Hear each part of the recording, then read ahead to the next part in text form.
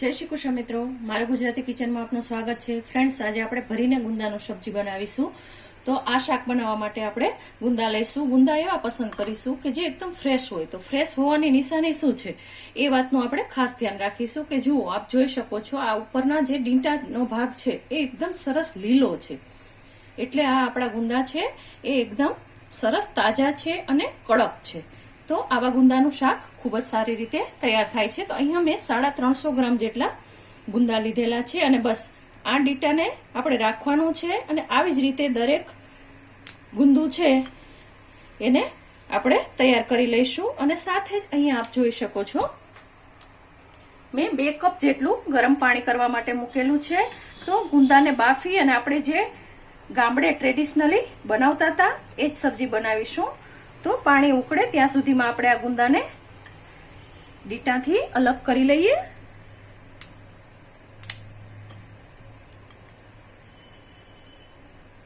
જુઓ, પાણી ઉકળી ગયું છે. તો આપણે આમાં ½ ટીસ્પૂન જેટલું નિમક એડ કરીશું અને 1/4 ટીસ્પૂન જેટલી હળદર એડ કરી દઈશું. અને સાથે જ આ ગુંદા છે એ બધા જ આમાં એડ કરી દઈશું અને આને બાફવાના છે. ફ્રેન્ડ્સ, પાણી વધતા ઓછું થાય તો ચિંતા કરવાની નથી. તો આને પહેલા તો આપણે ગેસ ધીમો કરી અને બધા જ ગુંદાને આમાં એડ કરી દઈએ. અને ફ્રેન્ડ્સ, ખાસ ધ્યાન રાખવાનું છે કે ગુંદા છે એ વ્યવસ્થિત રીતે બફાવા જોઈએ, પરંતુ એટલા બધા ન બફાઈ જવા જોઈએ કે જેથી કરીને એ ચીપચીપા થઈ જાય. અને આવી રીતના ગુંદાને ક્યારેય ફોલવાનો નથી, ડીટા સહિત રાખવાનો છે. એ વાતનું ખાસ ધ્યાન રાખવાનું છે. તો આને બફાતા માત્ર 3 થી 4 મિનિટનો સમય જ જશે. તો હવે આપણે ગેસને એકદમ હાઈ ફ્લેમ ઉપર રાખી અને વચ્ચે વચ્ચે તમને બતાવતી જાઉં છું. જુઓ ફ્રેન્ડ્સ, 3 મિનિટ થઈ છે. આપણે ફૂલ તાપે જ આને બાફવા માટે રાખેલા છે. હવે ખાસ આપણે જોઈશું કે જુઓ, નખ અડાડું છું એ સાથે જ સારી રીતે અંદર જતો રહે છે, છતાંય આવી રીતે ટચ કરતા છે એ કડક છે. તો આ નિશાની છે કે આપણા ગુંદા છે એ ખૂબ સારી રીતે બફાઈ ગયા છે. તો હવે ગેસને બંધ કરી દઈશું અને આવી જ રીતે કોઈ જાળીમાં આપણે કાઢી લઈશું. જુઓ, આવી રીતે કાઢી લેવાના છે અને આને સહેજ હાથ લગાવાય એટલા ઠંડા કરી લેવાના છે. પછી જ આગળની પ્રોસેસ કરીશું. ફ્રેન્ડ્સ, હવે ભરવા માટેનો આપણે મસાલો બનાવી લઈશું. તો એના માટે મેં અહીંયા નાની પેનમાં 1 ટેબલ સ્પૂન જેટલું ઓઇલ લીધેલું છે અને ½ કપ આ ચણાનો લોટ લીધેલો છે. દબાવી અને ભરવાનું નથી, જસ્ટ એમ જ ભરી લેવાનું છે. અને આને આપણે સરસ રીતે રોસ્ટ કરવાનું છે. 2 થી 3 મિનિટ માટે આપણે રોસ્ટ કરીશું. ચિંતા કરવાની જરૂર નથી, લોટ અત્યારે થોડો કોરો રહે તો, એટલે આથી વધારે તેલ નાખવાનું નથી. જેમ જેમ રોસ્ટ થશે એમ તેલ પણ છૂટું પડતું જશે. તો આને આપણે સરસ રીતે ધીમા તાપે સુગંધ આવે ત્યાં સુધી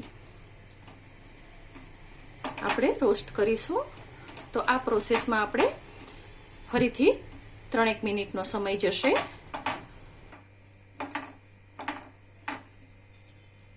જુઓ ફ્રેન્ડ્સ, ધાબો આપ્યો હોય કે મોયણ દીધું હોય એવો સરસ રીતે બધો છૂટો થઈ ગયો છે અને સરસ સુગંધ આવી ગઈ છે અને શેકાઈ પણ સરસ રીતે ગયો છે. તો હવે આપણે ગેસને ઓફ કરી દઈશું અને આને હું અહીંયા નીચે લઈ લઉં છું. અને હવે ગરમ છે ત્યાં થોડા આપણે મસાલા કરી દઈશું. તો એ મસાલા માટે આપણે અત્યારે 1 ટીસ્પૂન ફૂલ ભરી લાલ મરચું પાવડર એડ કરીશું. 2 ટીસ્પૂન જેટલું ધાણા જીરું એડ કરીશું. ગરમ મસાલો ચપટી જેટલો એડ કરીશું.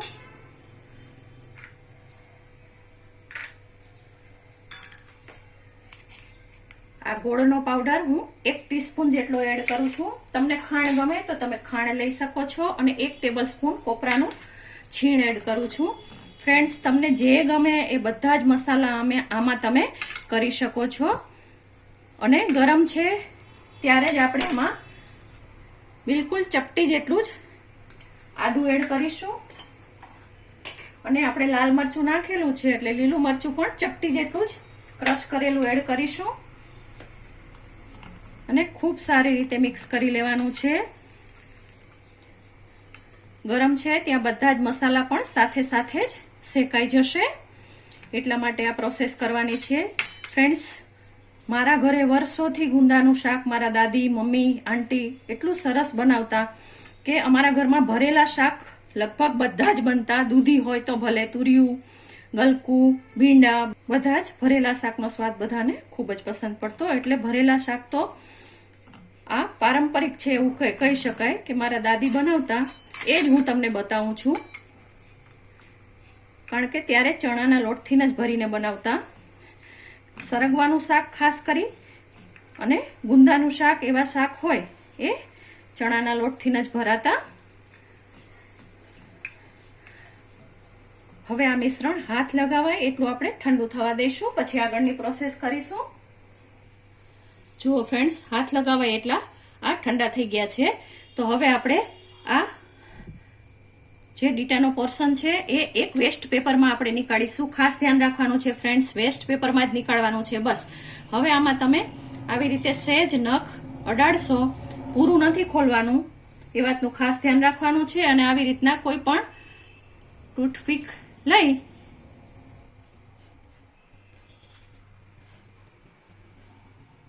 જુઓ આને ખોલી લઈશું. બસ આવી જ રીતે ખોલી લેવાના છે. ફરીથી આપણે એ જ પ્રોસેસ કરીશું કે ન ફાવે તો તમે અહીંયા આવી રીતે ચપ્પુ લઈ અને કરી શકો છો. જુઓ ખૂબ સારી રીતે ખુલી જાય છે. અને ફરીથી આ ટૂથપીક લઈ અને ભરાવીશું. અને ટૂથપીકને આપણે એવું લાગે તો વચ્ચે નિમક વાળી કરતી જવાની છે અને આવી રીતે આ જે ઠળિયો છે એને સહેજ આમ કરશો તો પણ રિમૂવ થઈ જશે. જુઓ, તો બસ આવી જ રીતે આપણે બધા જ ગુંદાને ઠળિયા કાઢી અને તૈયાર કરી લેવાના છે.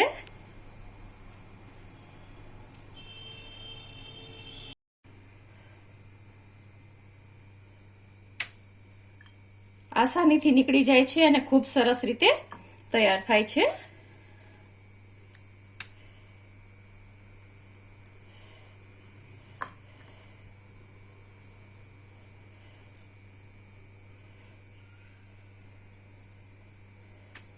જુઓ, અને હાથ ચીકણો લાગે તો સહેજ નિમક સાઈડમાં રાખવાનું અને બસ આવી રીતે કરી લેવાનું, જેથી કરીને હાથની ચીકાશ જતી રહેશે. તો આવી રીતે હું બધા જ ગુંદાને તૈયાર કરી લઉં પહેલા તો.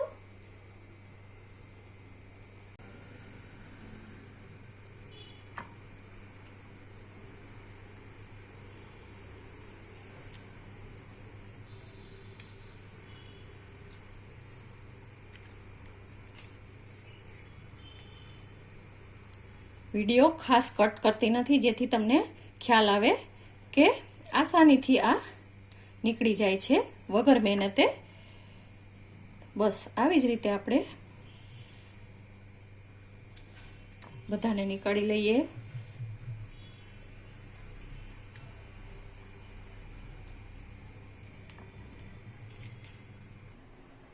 જુઓ, આ મસાલો હાથ લગાવાય એટલો ઠંડો થઈ ગયો છે અને આ પણ આપણે ઠળિયા કાઢી અને તૈયાર થઈ ગયા છે. આવી રીતના કોઈના બે ભાગ થઈ જાય તો ચિંતા કરવાની જરૂર નથી, એ તો આસાનીથી ફરીથી ભરાઈ જશે. તો હવે આમાં આપણે લીંબુ અને નિમક એડ કરવાનું છે, તો આપણે એડ કરી દઈશું. અને અહીંયા તમે આમચૂર પણ લઈ શકો છો. તો 1 ટીસ્પૂન જેટલો આપણે લીંબુનો રસ એડ કરીશું અને સાથે જ અહીંયા આપણે મસાલાના ભાગનું જ નિમક એટલે કે 1/2 ટીસ્પૂનની જેટલું જ એડ કરીશું અને ખૂબ સારી રીતે મિક્સ કરીશું. સાથે જ અહીંયા આપણે ધાણા ભાજી લઈશું. ધાણા ભાજી તમને ગમતા પ્રમાણમાં તમે લઈ શકો છો અને આને હાથથી આપણે મિક્સ કરી દઈશું, એ વાતનું ખાસ ધ્યાન રાખીશું. તો પહેલા તો હાથથી આને સારી રીતે ચોળીશું એટલે મસાલો છે એ બધો જ એક રસ થઈ જશે. તો આને હું ચોળી અને તૈયાર કરી લઉં.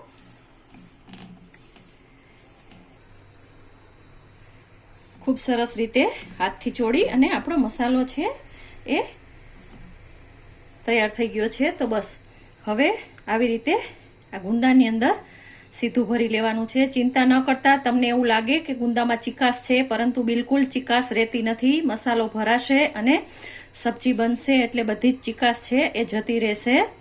અને મેં અહીંયા ગોળનો ઉપયોગ કર્યો છે. તમને ખાંડ ગમે તો તમે ખાંડ પણ લઈ શકો છો. અને લસણ ખાતા હોય તો તમે હાફ ટીસ્પૂન જેટલું મસાલામાં પણ લસણ લઈ શકો છો. જુઓ, બસ આવી જ રીતે આપણે બધા જ ગુંદાને ખૂબ સારી રીતે ભરી લેવાના છે. અને મસાલો આપણે થોડો વધારે જ બનાવવાનો છે કે જેથી કરીને આપણે ગ્રેવીમાં પણ ફરીથી એનો ઉપયોગ લઈ શકીએ. એટલા માટે આ જે મેં માપ આપેલું છે એ પરફેક્ટ છે.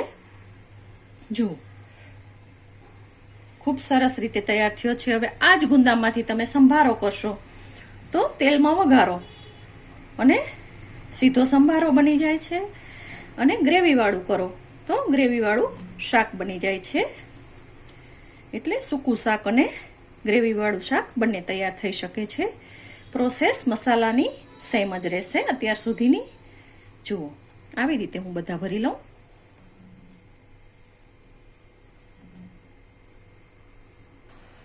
ગુંદા ભરાઈને તૈયાર થઈ ગયા છે. આટલો મસાલો છે એ બચ્યો છે તો એ આપણે ઉપર છાંટવા માટે રાખીશું. અહીંયા જ આપણે 2 ટેબલ સ્પૂન ઓઇલ ગરમ કરવા માટે મૂકી દીધેલું છે. તો હવે એમાં આપણે 1/4 ટીસ્પૂન જેટલી રાઈ એડ કરીશું. 1/4 ટીસ્પૂન જેટલું જીરું એડ કરી દઈશું.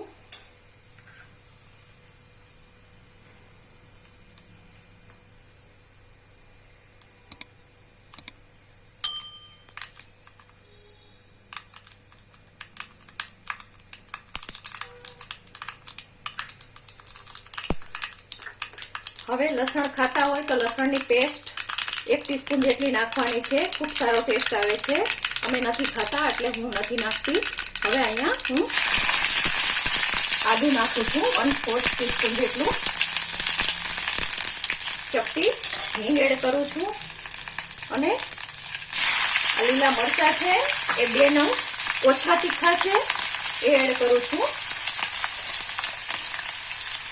ગેસને આપણે ધીમો કરી દેવાનો છે. અને હાફ ટીસ્પૂન જેટલો મેથીનો મસાલો આવે છે એ એડ કરવાનો છે. અને સાથે જ અહીંયા 1 ટમેટાની પ્યુરી એડ કરવાની છે.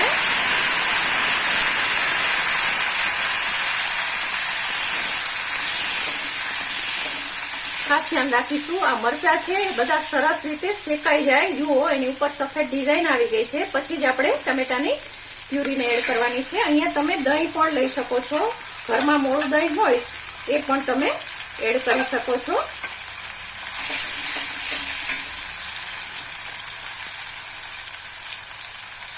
હવે આપણે નિમક સ્વાદ મુજબ નાખીશું. તો હાફ ટીસ્પૂન જેટલું નિમક થઈ રહેશે.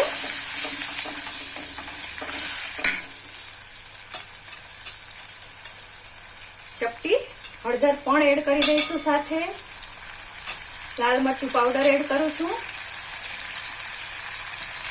હાફ ટીસ્પૂન જેટલું ધાણા જીરું પણ હાફ ટીસ્પૂન જેટલું એડ કરું છું. અને આને આપણે મીડિયમ તાપે તેલ છૂટે ત્યાં સુધી સહેજ થવા દઈશું.